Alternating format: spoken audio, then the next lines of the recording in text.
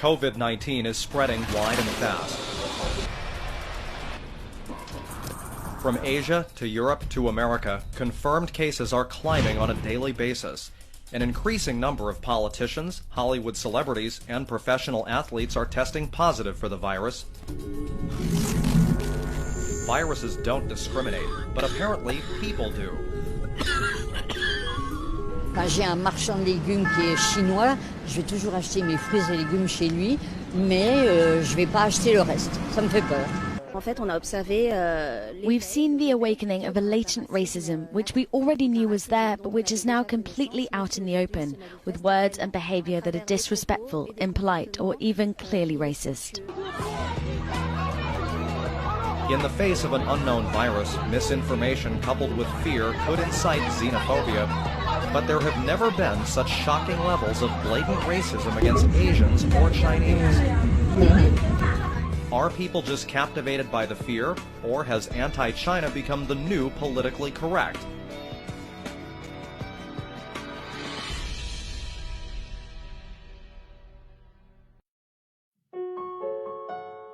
Let's turn the clock back to the last pandemic, the H1N1 influenza in 2009.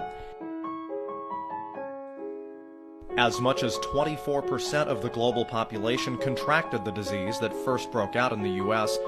But did people call it the American virus and discriminate against Americans?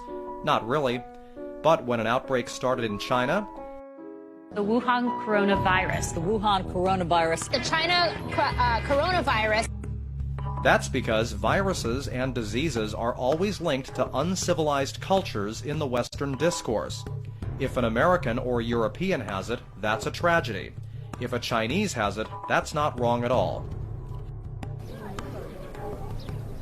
They believe it is China's weird eating habits that started the outbreak, although the origin of the virus has not yet been figured out, and it is only a small minority of Chinese who eat wild animals.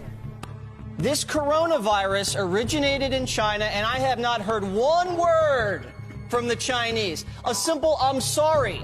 So, when Jesse Waters asked for an apology from China, he sincerely believed that it was China being a troublemaker for America.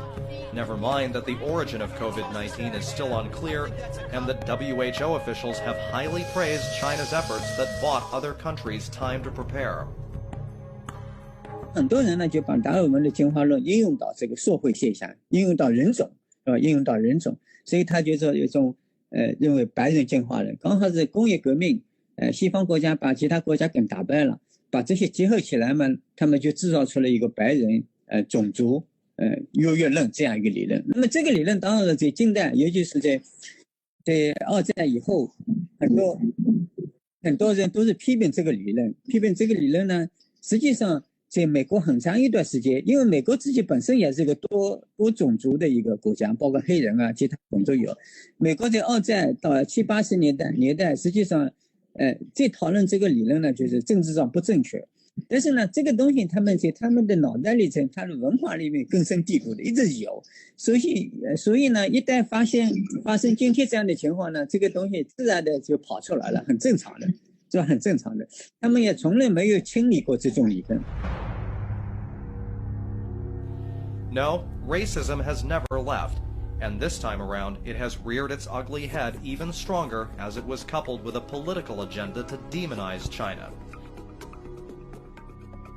A glimpse at the U.S. media shows how prejudice and arrogance against China have become a given. If China locked down a city to prevent the spread of the virus, it was coming, quote, at a great cost to people's livelihoods and personal liberties, end quote. But if a European country, Italy, is doing the same, it was, quote, risking its economy in an effort to contain Europe's worst coronavirus outbreak, end quote.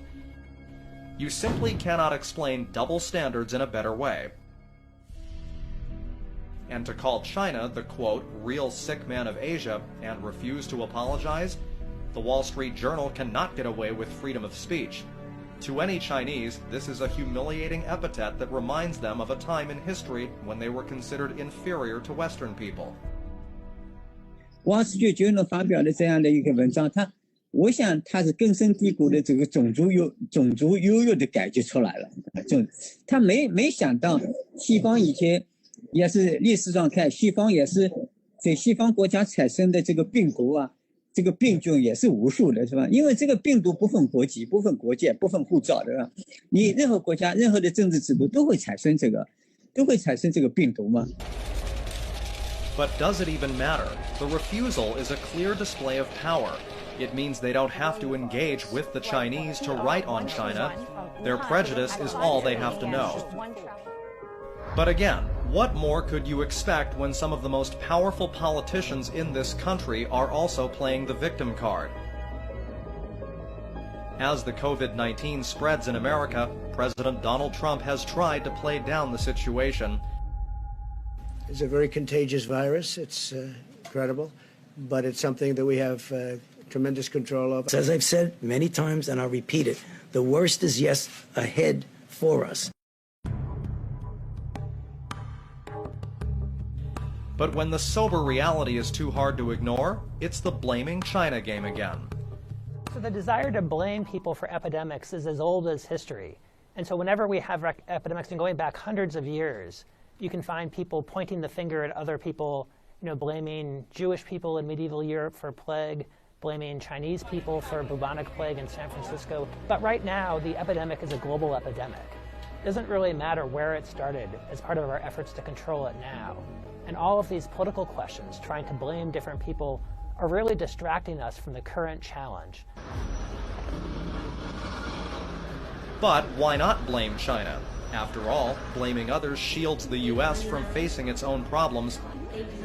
Right now, the U.S. can't even distinguish between those who have died because of influenza and those that have contracted COVID-19.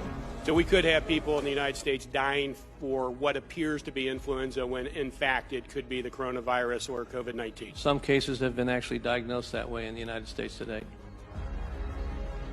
That's not even surprising, given how difficult it is for doctors to get testing kits. I'm here to tell you right now, at one of the busiest hospitals in the country, I don't have it at my fingertips. I still have to call the Department of Health. I still have to make my case, plead to test people. This is not good. Of course, any government needs time to respond to a new virus. Confusion at the beginning is understandable. But what's not excusable is how politicians have tried to deflect blame, stigmatize China, and create more hatred and fear when the entire world is facing the same enemy and cooperation is urgently needed. The pandemic of influenza in 2009 originated in North America. We didn't call it the North American flu. So it's very important that we have the same approach when it comes to other viruses to avoid that. We ask for that to be the intent that everybody has. This is a time for solidarity. This is a time for facts. This is a time to move forward together to fight this virus together.